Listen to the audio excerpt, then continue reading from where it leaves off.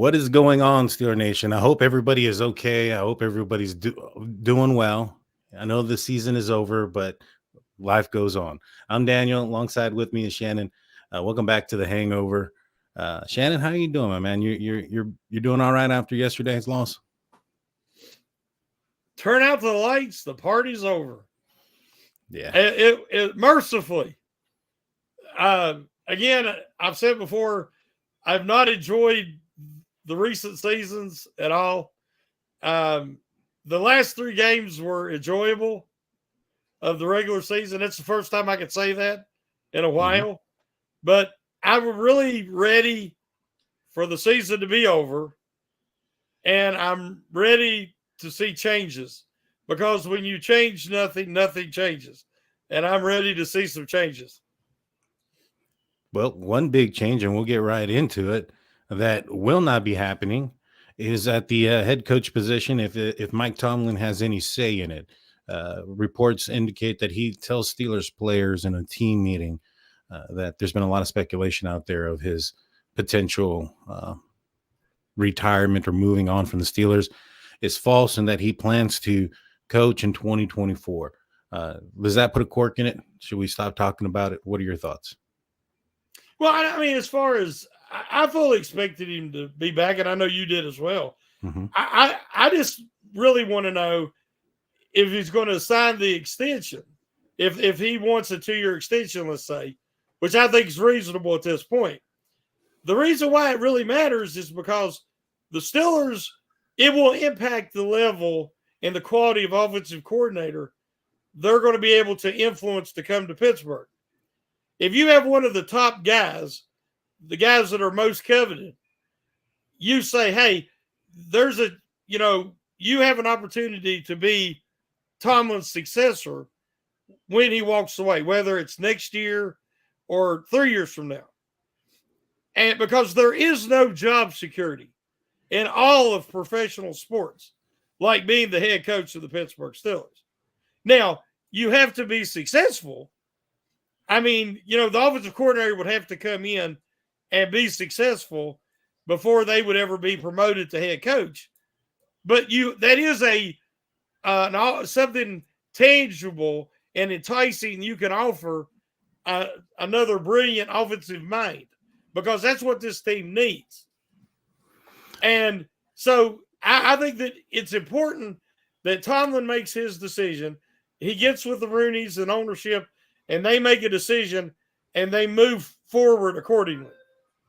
So that would be if Mike Tomlin plans to move on fairly sooner than later, because I don't see Coach Tomlin hiring a guy to take over his position like that, and I don't see him. I don't see the Rooneys disrespecting Tomlin by saying, "All right, you're still our guy for the future. We'll see what you do, but we're going to bring this guy in just in case as a backup." I think that wouldn't sit well with him. I don't know, maybe not. I know if I was in his shoes, I don't know if I would sit well with me having to train my replacement. If it's not something that I am wanting for somebody to replace me. So, are you thinking that that's the plan there in that instance, or do you think that regardless of Tomlin's outlook on his future, whether or not he wants to return or not, that they're going to choose somebody for him and they're going to phase him out regardless? No, I don't think that there's too much mutual respect from both parties. I don't see them phasing him out or pushing him out. But what we've seen, Tomlin, there becomes a point that you don't want to take questions because you don't like the answers. Right. There comes a point that you look and you're like, okay, I have a life, a family. I've earned it. I need to enjoy the fruits of my labor. I believe Tomlin is within a 3-year window. He's either going to coach next year and move on, or I believe he's going to sign an extension, probably 2 years. So I'm looking within 3 years, the Steelers are going to need a coach. And what I'm saying is they've had a defensive-minded coach in Chuck Noll, Bill Cowher, and now Mike Tomlin. The NFL is moving away from that. Then if it's moving to more offensive-minded head coaches and coaching staffs, for that matter. And I believe that the Steelers need to, get with the times. They need to improve this offense from top to bottom. And that starts with an offensive coordinator. Then, if this guy is brilliant and he is successful in Pittsburgh, then when Tomlin does step down, you have a guy ready, and possibly capable of stepping in and not having total disruption of what you've built over these next 2 to 3 years. Because I think that this is a rebuilding process. It is necessary. And it's not going to happen unless they fully commit to it. So I don't think this is anything about Tomlin training his replacement. I think it is Tomlin helping ease the transition to his replacement, because Tomlin is a Pittsburgh Steeler at heart. He bleeds black and gold. And as you or I would want to, you'd want to leave the organization in the best standing possible. Maybe. I mean, if the team is ready to move on from him and he's not ready to go and he wants to coach somewhere else, I'm not sure he's willing to put, the Steelers first in that situation. And also, I mean, how long would we expect an offensive coordinator to stay with the Steelers in hopes that Mike Tomlin is going to leave when the Steelers haven't left? They've only had 3 head coaches in the last several decades. And, if somebody were to come in, let's look at last season, the season that just ended. It ended on a 17-point offensive performance. The last game of the season, it was 17 points. Every game except for the 2 prior to that was under 25 points, I think, or 28. Majority were under 20. If an offensive coordinator comes in here and starts, moving that needle up there, do you think they're going to maybe perhaps turn down some head coaching positions in efforts to wait for Tomlin to decide when he wants to hang it up?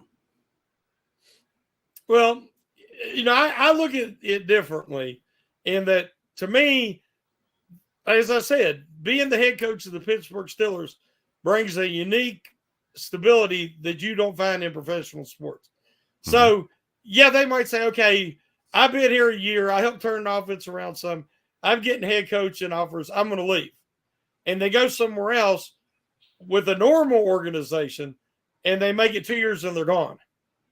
As I've said, and I wrote it in an article today, Mike Tomlin would not be the head coach in any other organization in sports. Not with his track record since the very beginning. The lack of success in the postseason would have gotten him terminated. There is no patience anymore. The Steelers are old school. And I'm perfectly fine with that because I'm very old-fashioned. I'm very old school. But the lack of success, getting behind 5 straight playoff games, 21-0, at least 5 straight, that's an incredible record. And every time, guys, the defense never shows up. And you're talking about a defensive-minded head coach, but the defense never shows up. So is it a lack of motivation, a lack of preparedness? What is it? And I heard somebody yesterday say that, well, they don't have TJ Watt. Okay, Watt's been in 3 playoff games. He's got 3 tackles and 1 sack. Watt doesn't show up in the playoffs. Mostly because teams focus on taking him away. But what I'm saying is he's never had a breakout playoff performance in his career. So before we say, some of his best seasons, they haven't made the playoffs. So we're wasting a elite talent, a future Hall of Famer, if he continues on his current trajectory. We're wasting that. So we got to start looking at reality and making the necessary changes to make the Steelers truly relevant again. If he's becoming the king of the regular season, no losing seasons, he's the king of the regular seasons, but he's a dud in the postseason. We have to change that narrative. And I believe that he can change it with better offensive coordinators a better coaching staff around him, and more talent, which I believe Omar Khan and Andy Weidel, those changes and the new scouting department can take care of those issues. You see, I think differently, my man, a little bit. So did you, it kind of starts off with Najee Harris's comments. You know, some of the things that he was saying in this post game, after the game, he was saying that, you know, they need in-house changes, you know, rules, basically talking about discipline. And he talked about how he wanted to be a leader, but Coach D told him, you know, you're a running back, be a running back, know your role, basically. I feel that, you know, you also had him say things like, you know, I'm not used to this where I come from. And, you know, basically saying that where he was at with Nick Saban in Alabama, it was more structure. It was better put together. It was a better thing as an organization around the players. Mm-hmm. And that he wouldn't like that more in Pittsburgh. He's not the first person to say something similar to that. You know, George Pickens said something similar to that about, you know, in training camp, how it wasn't that hard or easy. It was relaxed. You know, in Mike Tomlin's career, when he first started off, he had leaders on this team. You know, he had the Ben Roethlisberger as the quarterback already, but even more so, he had, you know, a defense that had leaders on there as well that you know, the Steelers kind of rode until they aged off. And as those players who kind of kept everybody in line left, and now there's no leaders, and now it's up to Tomlin to kind of, you know, gather everybody in. It's not happening. It's not happening. You know, the question has come up more often than not this year. Has Mike Tomlin lost the locker room? I mean, there's been so many times where he goes out and says something and his players contradict him right after the bat, right after that. You know, I think there was one time where he said that, I think it was against Arizona, where there were some players saying that they didn't take anybody lightly, or they didn't take them light. They took them lightly. And he said, no, they were just answering the frame of question in which you answered it. And then a couple of days later, Deontay Johnson said, no, it wasn't just that game that we were taking them lightly. It was the whole week. That comes down to him. That comes down to the discipline, him allowing, you know, the George Pickens of the world to throw his helmet up against the, you know, on the sideline, which was just yesterday. But that's just the tip of the iceberg of what he's been doing this entire season on the sideline. And where is the benching? Oh, but Chukwuekorfor says if we continue to run in 2-minute drill and not try to pass the ball and be aggressive with, you know, 2 minutes left and down by 10 points, you know, might as well kneel the ball if that's what we're going to do. He gets benched. Yeah, I think it's time. I know it's not going to happen, and it's not, you know, it's up for, you know, argument or not. I think he's going to be back regardless of the fact. But I think it's more than him getting an offensive coordinator or a defensive coordinator around him. If the same stuff is going to happen, he's going to allow the same type of behavior, and he's going to allow the same type of character in the locker room. We'll expect a similar result next year. Well, you have to read my article tomorrow, because a lot of the things you just talked about, I've pointed out in the article. Mm-hmm. When we talk about a good coach versus a great coach, and disciplinarian is one word, structure is another word, motivator is another word, and I break it down in the article. I do not disagree with anything you said, but I'm just saying that at this point in his career, he's not going anywhere until he's ready to go somewhere, because the Steelers and the Rooneys are not going to make those changes. That's why I'm focusing on the coordinators, on the assistants, and on the talent. The Steelers have been overly reliant on superstar talent for years now on both sides of the ball. And when I say overly reliant, it's not just on their on-field performances, it's also their off-field leadership, especially in the locker room and on the practice field. And when you get a different kind of leader, it'd be fine if Cam Hayward or TJ Watt wants to be a leader. Sounds like he's not really keen on Najee Harris being the leader, especially when they're trying to make a decision on his fifth year extension. Mm-hmm. You know, you got to be careful who you put in a leadership position and then turn around and let them go. You know what I'm saying? True. So That's true. there's so many issues right now. That's why I wasn't as excited about the results of the playoffs as I was looking forward to seeing guys like Mason Rudolph get to participate, and because it's going to affect their future more than it is this franchise, because the franchise needs change. You know, you change nothing, nothing changes. And insanity is the definition, by definition, of doing the same thing over and over again and expecting different results. Well, we're trapped at Groundhog Day. I mean, the Steelers actually are. Mm-hmm. And it's been a decade, over a decade, and something's got to give. So I don't disagree with anything you said, but I'm just looking at it as realistically as possible, what I think might happen versus what should happen. Yeah. And there's where I'm talking about the 1 year versus 3 years. Because from me on the outside looking in, because we don't know for sure, but it does appear to me that Tomlin wants to go out a winner, but he's coming to the end of his rope. He's getting closer to walking away and doing something else.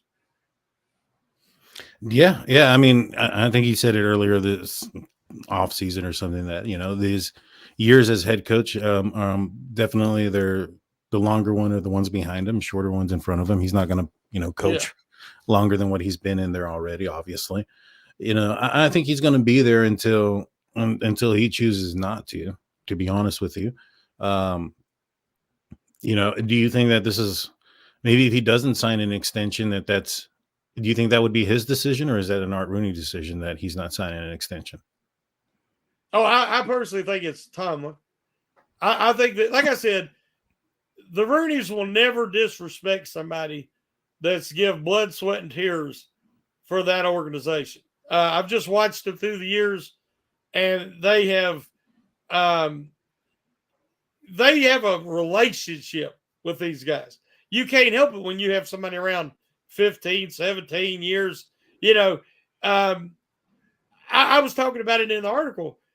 Bill Belichick, 24 years, won 6 Lombardis, lost a few others, and he was unceremoniously shown the door after a couple of bad seasons without Tom Brady. Mm-hmm. If that guy, the winningest coach in NFL history, doesn't even have Mike Tomlin like job security, it just isn't out there. And the fan base, we have realists and we have apologists. And we have people that will appreciate my article, and then we're going to have other people that will have every excuse in the book of why I know nothing. Well, that's fine. I mean, but I'm still saying, if you're honest and you said it, you look at each thing listed, there really is no argument. Now, is it all his fault? Of course not. He doesn't play. But somewhere along the line, accountability's got to be taken for all these unprepared flat performances. Yeah, I mean, Najee said in-house changes, rules. It doesn't get clearer than that. He's not asking for a change in players or a change in coaches. He's wanting more discipline. He's wanting more structure out of what the Steelers have been doing. And I think it kind of falls down onto, Coach Tomlin being maybe too much of a player's coach. He comes in with the attitude of, you're an adult, I'm going to treat you like an adult. But this is a very young team. They're closer to kids than they are adults.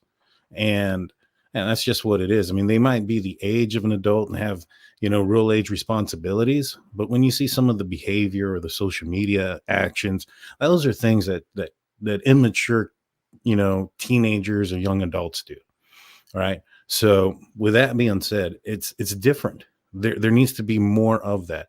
And I don't know if Tomlin is capable of changing, and being that more structured type of coach. And that concerns me. That concerns me greatly. But let's take a quick break, real quick. Don't go anywhere, guys. When we get back, we're going to continue this discussion and also talk more about the Steelers lost in the wild card and much more. Don't go anywhere. Thank you for sticking with us. Welcome back. I'm Daniel. Alongside with me is Shannon White. This is the Hangover. Before we get back into the discussion, you kind of talked a little bit about your report that's coming out. I'm sure it's the stock up, stock down. Kind of give us a preview if you don't mind. And when is that? That's supposed to be out already, right? Well, with the game being moved to Monday, and it should be 11 o'clock tomorrow. It's a lengthy article because I wanted this article being the first article officially of the offseason. I wanted it to encompass everything that I think the Steelers need to do and the way they need to approach this offseason.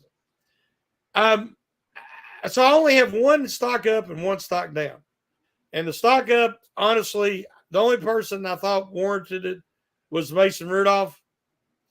Because Rudolph was not perfect, but he did the things that he showed those previous 3 weeks. He stood tall in the pocket, let plays develop. He hit the guys when he had the opportunity. And, he showed that will he ever be a full-time starting quarterback in the NFL? I don't know. He's not a perfect fit for every offense, and we don't know how he'll fit with the Steelers until we know who the next offensive coordinator is. So while I would love to say bring him back, we got to figure out what this new offense will look like with the Steelers. So it's a little early to jump the gun. But my stock down is Mike Tomlin because he has decisions he has to make. One of which is right now he has that non-losing season streak still intact. If they move forward like they need to and truly rebuild this roster, that is in jeopardy. Would he rather walk away now with the streak, which is he's legendary for that. He's a living legend because of that streak. They mention it every game at least one time. And if he loses, what's going to separate him from a Tony Dungy, a Bill Cowher, other exceptional coaches that can never get over the hump without a exceptional Hall of Fame quarterback? When we step back and we look at the truth, most Super Bowls are won by an elite head coach quarterback combination. That's just the truth of the matter. The problem is it looks like it could be a while before the Steelers have that quarterback again. So after all that Tomlin has accomplished at this stage of his career, does he want to actually go through that search and that rebuilding and all that? And only he can answer that. I can't, you can't, the Rudies can't. It's up to Tomlin to decide. So I want the best for the organization. I want guys like Tomlin to always be a Steeler, to always represent the black and gold. Guys like Cam Hayward, TJ Watt, you know what I mean. There's guys I would never want to see in another uniform. Yeah. Or in another position on the sidelines. But that's basically what the article's about.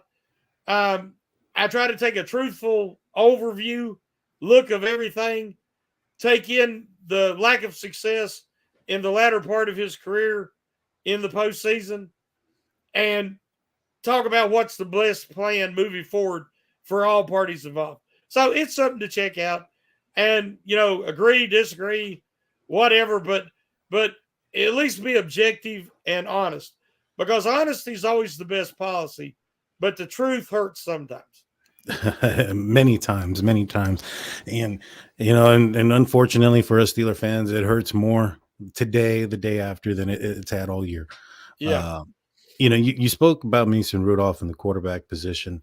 Mason Rudolph's going to be a free agent. He was asked in his press conference, if he wanted to be a Steeler next year, and his response was, that's not totally up to my decision, meaning that, the Steelers would have to also want him back. Yeah.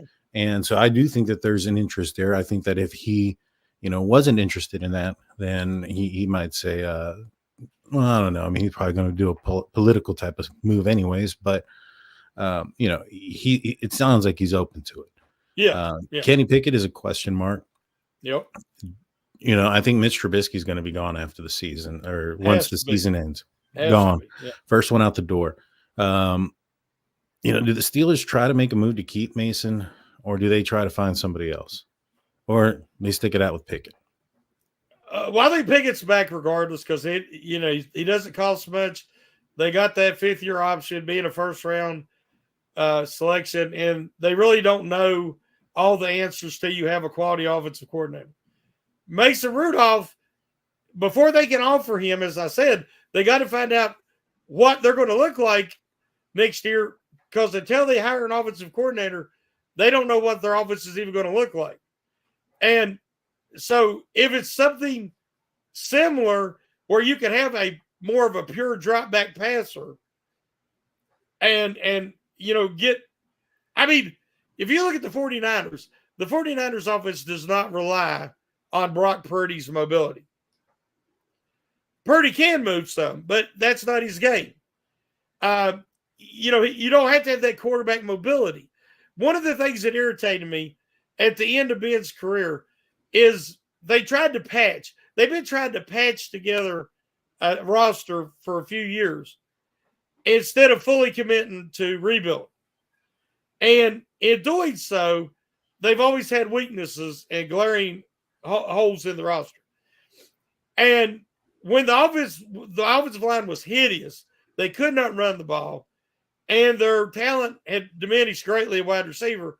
Tomlin kept coming out and saying, we need quarterback mobility. All offenses in the NFL have quarterback mobility, and it adds that element, making it harder to defend. Well, that's great.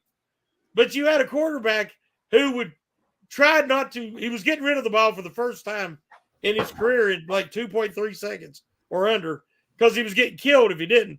Tried to survive each game, keep it close at the end, and then win it, which he did 8 out of 9 wins. That is something that was underappreciated. It had nothing to do with quarterback mobility. They needed a decent offensive line. The line was hideous. We've seen Mason Rudolph be willing to stand in there and take some hits, but stand and let plays develop, and the offense took off because he didn't have mobility, so he wasn't apt to try to roll out of the pocket the wrong way or all the things that Pickett and Trubisky did. So I would like to see Rudolph given an offer and have Pickett and Trubisky and another quarterback, preferably somebody else to compete, and have an open quarterback competition. But again, they can't make any decisions until they decide on offensive coordinator. Yeah, that's true. And I think that the offensive coordinator probably is going to have some say in who the quarterback may or may not be of the future. I don't think you want to handcuff somebody coming in to a specific quarterback, whether it is Kenny Pickett or Mason Rudolph. I think that, does that play? Well, I'll ask you, does that play a role in who you select as a offensive coordinator? Are you going to try to fit an OC to what you have already, or are you going to get an OC that you think can be successful and have him choose who he thinks would be his most successful quarterback, and even if that's player's not on the team right now? Now, this is just my personal opinion. Right. I believe that any team that hires an offensive coordinator to fit what they have, the only way you would do that if you had an established player at quarterback, let's say, or you have an established, successful offensive identity. Steelers have neither. They do not have a proven quarterback, and they still don't have an offensive identity. So, in my opinion, you hire the best offensive coordinator you can afford. I don't think money should be an object because there is no salary cap for coaching. You get the best offensive coordinator, and you let him build your offense. You let him decide. It get with Omar Khan and Andy Weidel, and you say, guys, I need this kind of guy. I need that kind of guy. This player and this player will work. They can fit into what I'm wanting to do. These other guys are expendable. So you try to trade them. You do what you have to do. But in my opinion, where the Steelers sit right now, with no quarterback and no offensive identity, you get the best offensive coordinator and let him make necessary changes. Yeah, I agree. For me though, I think that I know that Kenny Pickett's going to be on the team next year, and I know a lot of folks are saying, let's see what he has with a different offensive coordinator, and I personally am just not in the realm of wanting to risk another year just to see what he has. I think we've seen what he has. I think that there was a point there that he was going to get benched, or at least that was the rumor, that he was going to get benched, and instead they ended up firing Matt Canada. The following game, he did well against the Cincinnati Bengals, but only put up 16 points. When you look at what Mason Rudolph was able to do in 4 games, he had 5 touchdowns to Kenny Pickett's 6 in 12 games. The interceptions as well, he only had 1 to Kenny Pickett's 4. So you're probably looking at Mason Rudolph on pace during a 17-game season for about 22 touchdowns to about maybe 4 to 5 interceptions. That's pretty dang good. I want to make 2 quick comments. Go ahead. First off, Pickett had 1 game without Canada. All the Rudolph's games at the end were without Canada. I'll just point that out. Okay. I believe that, as you know, to me, Canada was the great hindrance this year. Whoever decided to bring him back made the biggest blunder in recent Steeler memory, besides hiring him in the first place. The problem is, we hear 2 stories. Some people say it was Tomlin, his decision, and others say Tomlin had no decision in it. My opinion, if I'm Mike Tomlin and you force me to take Matt Canada and then you force me to keep him, I would leave. I would resign. That would be it. If a man that's done what Tomlin's done for the organization that long was held hostage by Matt Canada and that decision was taken away from Mike Tomlin, I would leave the organization. No questions asked. And I don't know what to believe, but if he walks away, I believe that's the reason. The second thing is, I don't think there's any risk with Kenny Pickett anymore. He was a later middle round, first round pick. And now he has no assurances. If he comes back, he's already under contract. He gets a chance to compete for the starting quarterback position. And that means through all preseason, all the training camp, he doesn't go into next training camp number 1. He goes in just 1 of 3 or 4, however many they bring in. Mm-hmm. And he honestly has to compete with, depending if Rudolph's a fit for the new offense, then Rudolph and whoever else they bring in. And guess what? If he loses out, you get rid of him. Right. I don't see a threat having him back on the roster next year is what I'm saying. No, I don't see him as a threat either. My concern is more if they don't bring in anybody else. They let Mason walk.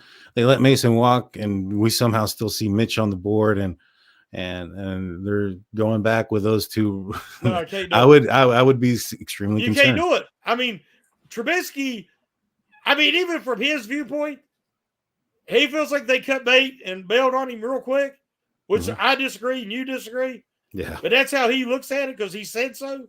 Mm-hmm. He's not been happy. He wants to leave.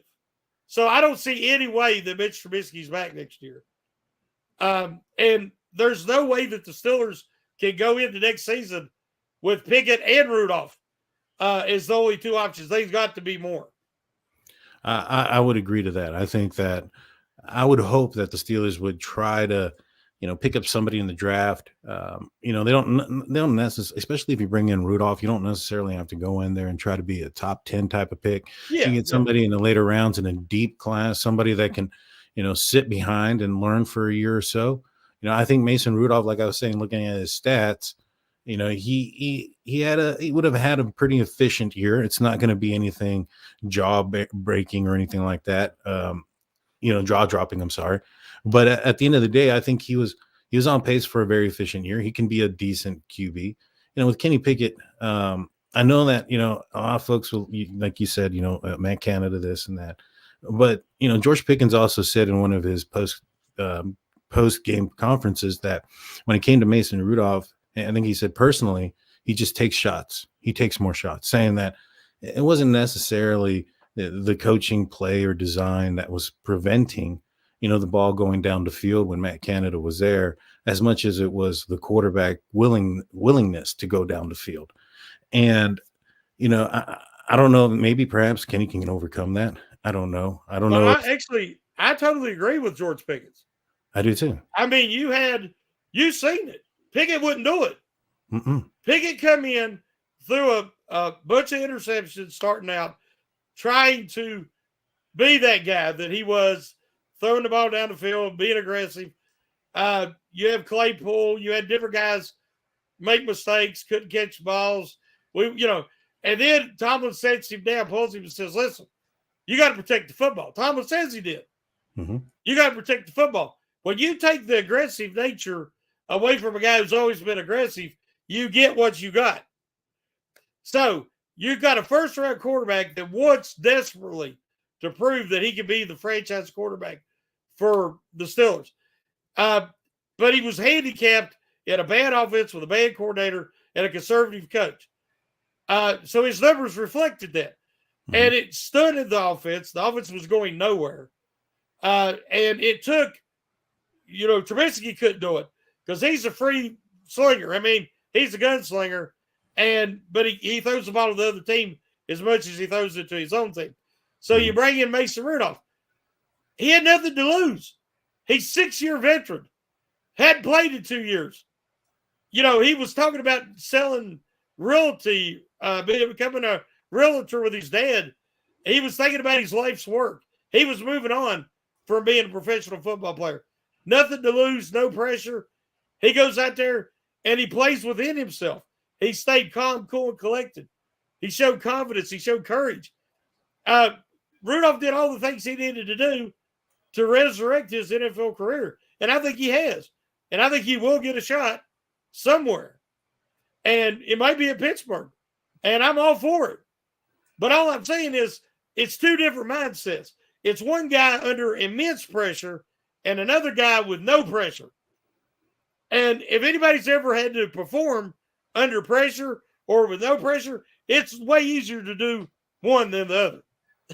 Right. No, I agree. I do think, though, there may have been some sort of pressure there. I mean, if he goes out there and bombs it, he's definitely doing real estate next year. There's no ands, ifs, or buts about it. Yeah, but he was ready to do that. He may have been, but I don't think you prepare, in the manner that he prepared for the season, throughout the season, thinking that if he's given an opportunity that he can relax a little bit because he's the third guy.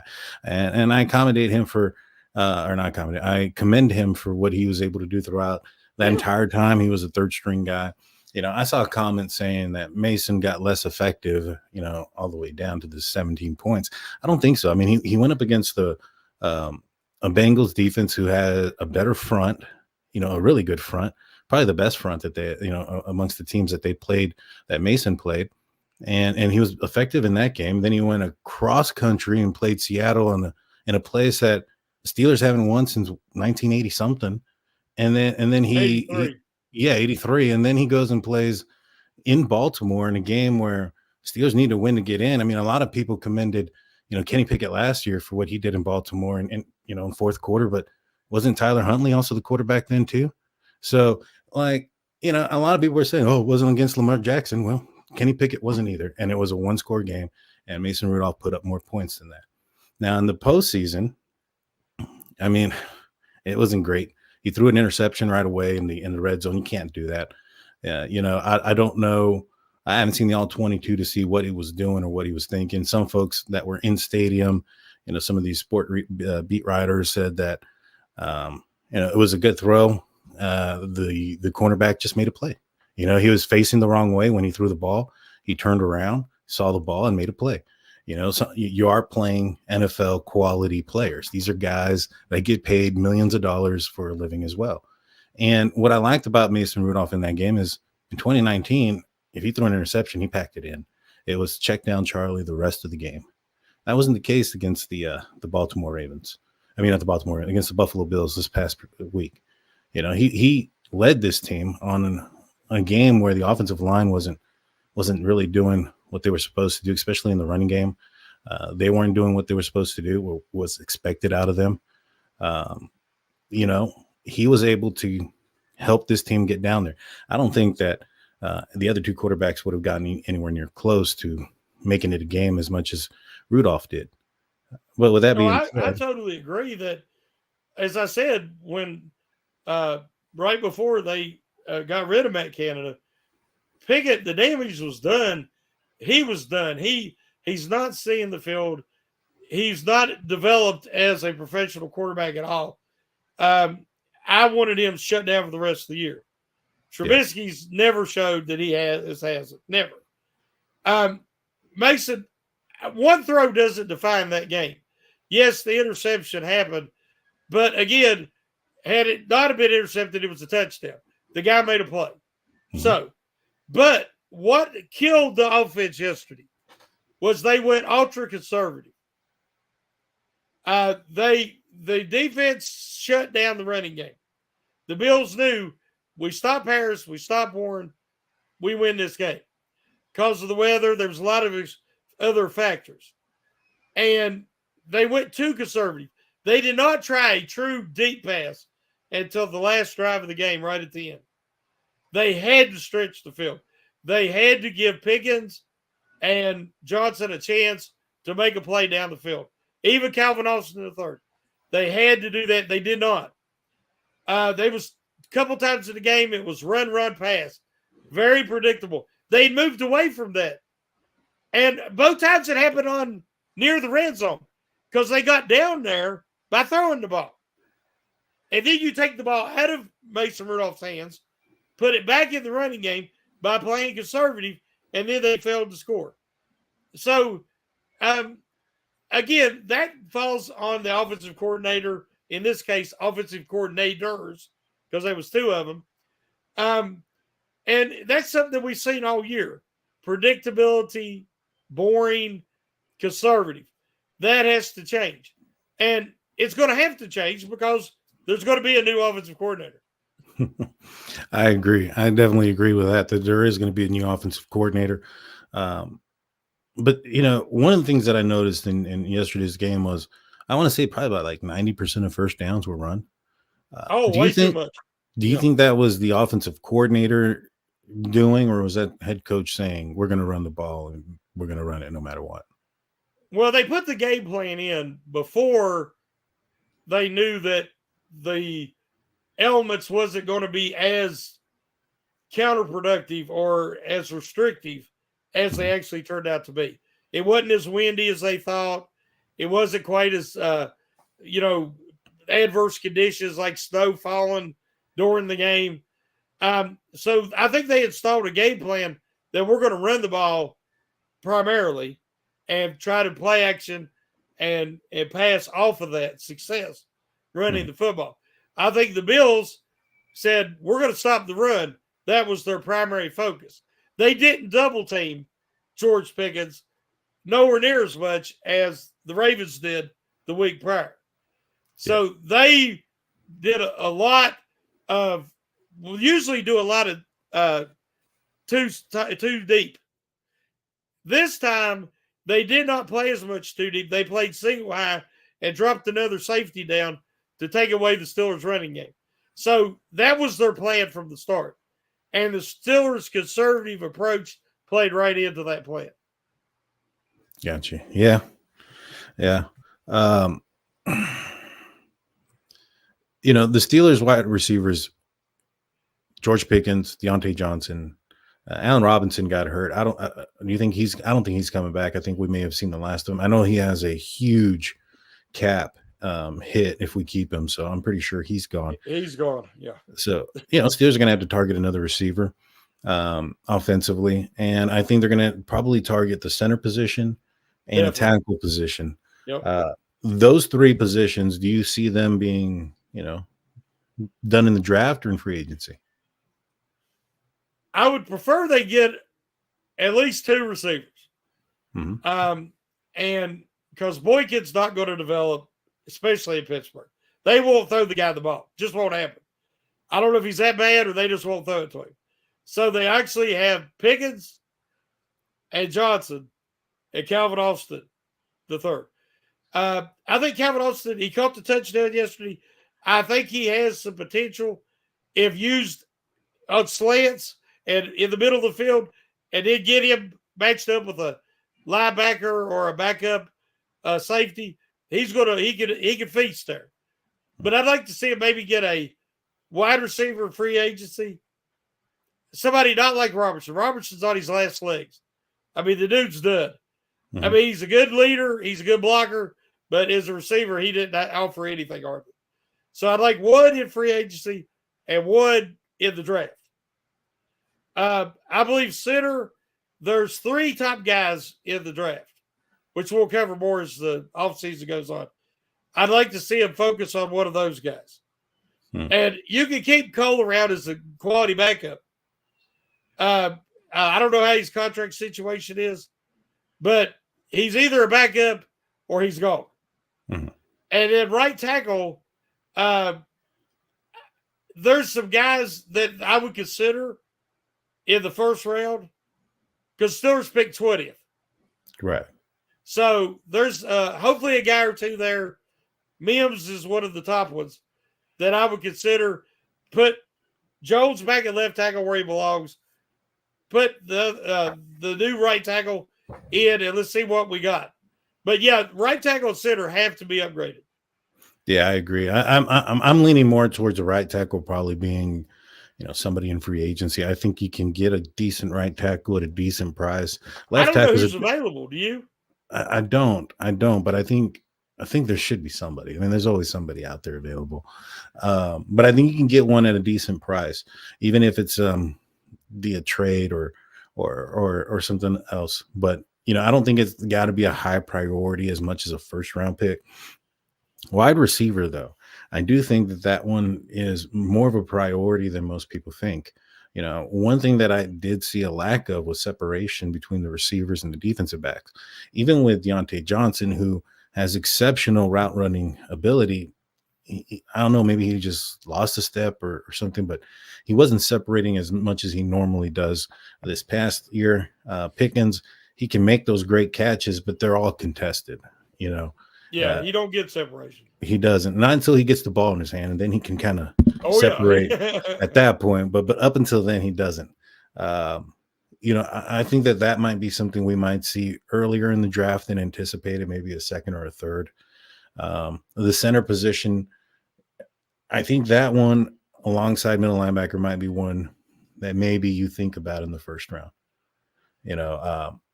There's been some bad ones on the Steelers, and it's really hurt this team. If you can get I don't know who's out there. I got to look into the draft, but if there's a leader like a Marquise Pouncey type, I think it's worth it in the first round. Yeah, there's like I said, 3 guys that I think the Steelers will really look at, and Zach Frazier from WVU, who I'm very familiar with. I think he's going to be a long-time starter in the NFL. And he is a true center only, and he has that mentality. He's a leader. He's fiery, team-first guy. I love him. And with his knee injury he suffered in their last regular season game, I think you could get him in the 3rd or 4th round. So, but I think a lot of teams want him. So it's going to be interesting. But what really tells you where the Steelers are at in their rebuilding process, me and you can sit here honestly and say that the Steelers need defensive help at every level. They need a new defensive lineman, at least one. They need a new middle linebacker, a young stud. They need a new cornerback to match up with Joey Porter Jr., and they need a new strong safety. Now, they can't get everybody in the draft because they only have so many picks. So, therefore, you're going to have to – the 17 free agents, I think of probably 12 of them's gone. Yeah. And you take that money and you find the guys you need in free agency. Because their draft was incredible this year. But free agency was a hodgepodge. It was like Keanu Neal, Patrick Peterson. You bring these guys in instead of re-signing Sutton and instead of bringing back Terrell Edmonds, and they were bad moves. And at the end there yesterday, Patrick Peterson couldn't have tackled my grandma. I mean, it was pitiful. Mm-hmm. I mean, so, when even superstars eventually get old. And when he hit the wall and he lost it, it was over. Yeah. Yeah. Afton Ford comes in with a $5 super chat. Thank you so much. Says appreciate all the top shelf content this season. Thanks for all you do. We appreciate you as well. This is not the end for us. It may be the end for the Pittsburgh Steelers, but still Curtain Network continues. We'll be continuing on with the Hangover throughout the entire offseason into the draft, or free agency, the draft, OTAs, training camp, and preseason. We do it all over again. And then we have is one of our number one supporters for all of our platform, and we love you. I mean, that's we love all our community, but so many people have special places because they're special. They treat us special, and they care about us, and we care about them. And we appreciate every one of you. 100%. Yeah. Afton's she follows me on my other YouTube channels and has a wrench on those. So, yes. Hey, she's a general. Big G calls her a general. So, or lieutenant, something important. There you go. Steel Lee comes in with a 199 super chat. Says, bring Edmonds back this offseason. Do you think that's a move they can make? I mean, I think it can. Do you think he'd be willing to come back? You brought up Neal, you brought up Patrick Peterson. I think that those two players were there because of the inability to get, the player that they want, which was Cam Sutton. I think they really tried to get him back. Detroit just paid him more.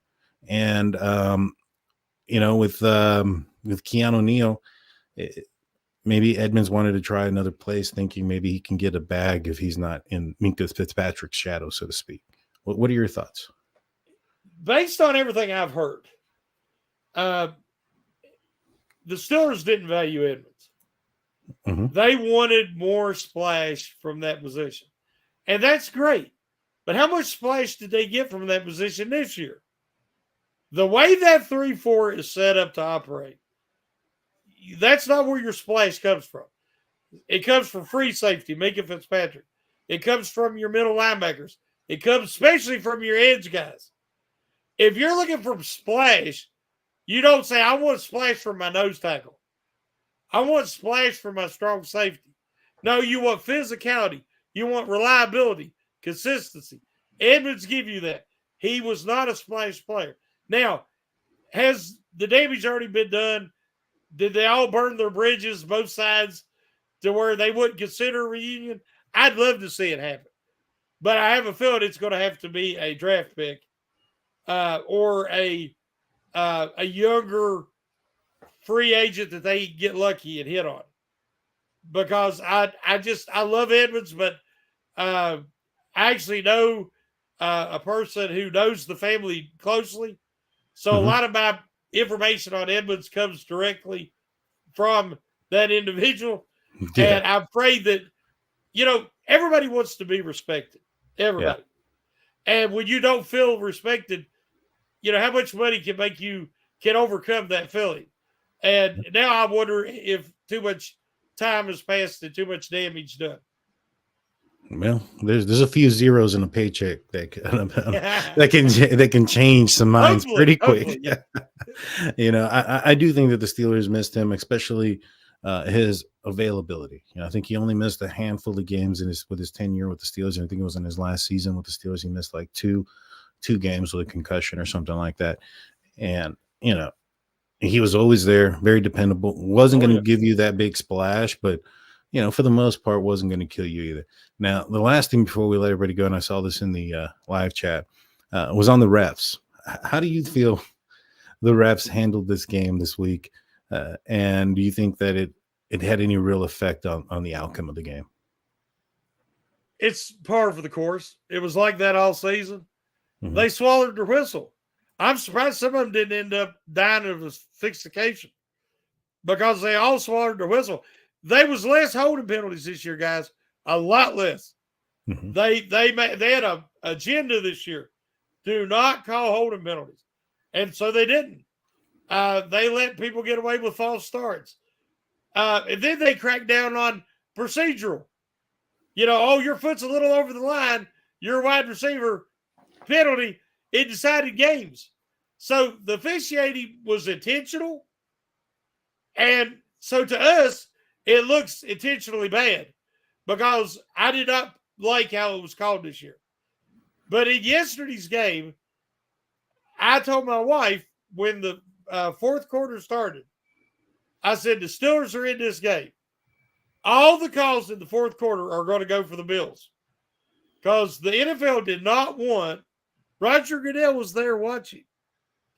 The NFL did not want the Steelers moving on in the playoffs. They wanted the Buffalo Bills, Kansas City Chiefs matchup. That's ratings. That's sales. They did not want the Steelers there because they didn't think they could win again anyway. And if you noticed in that fourth quarter, every call went the Bills' way. And it was so bad that with 2 minutes left, they finally called a penalty on the Bills. They had 2 the whole game. The Bills had 2 freaking penalties the whole game. So if they called some blatant crap, it was just, but the biggest non-call was when Pickens was held. He come off the line of scrimmage, and the guy grasped him around the waist with both hands and held him to right before the ball went past him on that slant, and there was no call. That was the play of the game. That ended the game technically. So it was intentional all year. It's bad officiating, in my opinion. I don't like it, and I hope it improves next year. I knew the fix was on. I'll say it like this. I knew the fix was on when they tried to call Miles Jack for a pass interference when the ball landed on the bench on the sideline. Oh, God, it almost went the stands. It almost went the stands. They took like freaking 7 minutes to discuss what penalty they should call. Like, I knew the fix was on. I knew it. I was like, this is it. There's nothing we can do. There is nothing we can do. This fix is on.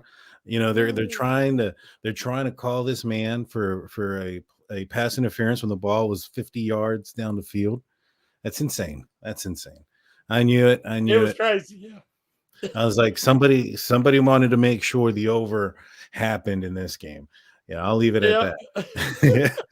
Well, that's going to do it for us, guys. It's a season ender. But don't worry, we're going to be back here every week with updated news. There's so much more to learn. Now we look forward to the 2024-2025 season for the Pittsburgh Steelers.